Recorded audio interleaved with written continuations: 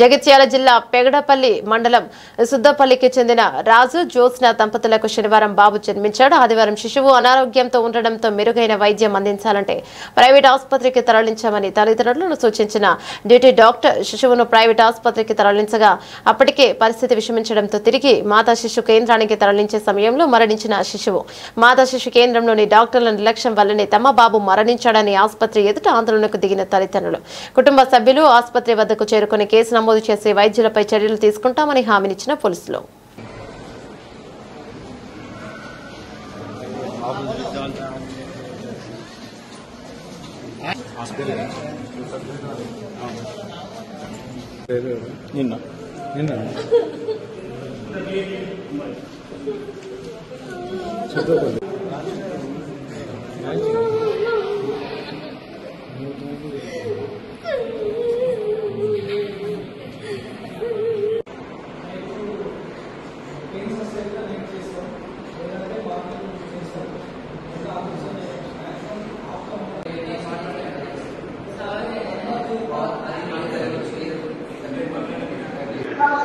నా పేరు రాజు, మా భార్య పేరు జ్యోత్స్న.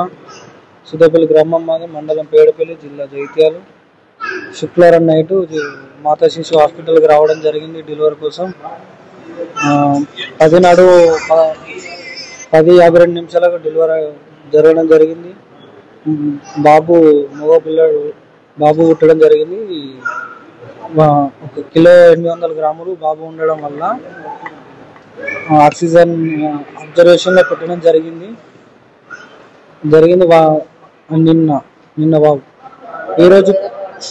ఈరోజు అడగనికి పోతే Sai Kumar sir doctor breathing అందుతలేదు, అట్లనే ఉంది, పుట్టిన బాబు ఎట్లున్నా ఇప్పుడు అట్లనే ఉంది, వేరే హాస్పిటల్ పోవాలని తరలించాలని చెప్పిండు.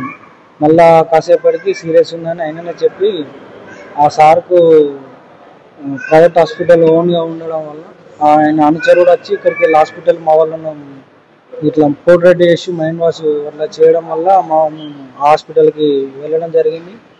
సారు మళ్ళా గంట తర్వాత వచ్చి ట్రీట్మెంట్ చేసిన తర్వాత ఖర్చు ఎక్కువ అవుతుంది, ఇతను స్తోమత అయితే ఇట్లా వేయించండి, లేదంటే గవర్నమెంట్ హాస్పిటల్కి రాస్తానంటే అతను స్తోమత లేదని చెప్పడంతో డాక్టర్ నిర్లక్ష్యం వల్ల నా కొడుకు చనిపోవడం జరిగింది.